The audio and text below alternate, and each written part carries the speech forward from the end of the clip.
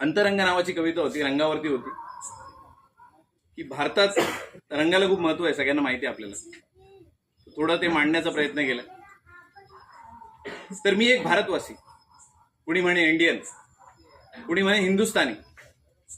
माझा सुमंगल देश, समृद्ध देश, विविधतेने एकोप्याने नटलेला देश.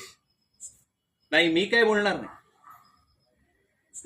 बोलणार नाही, कारण मला या लोकशाहीच्या म्हणा नाहीतर ठोकशाहीच्या देशात राहायचंय.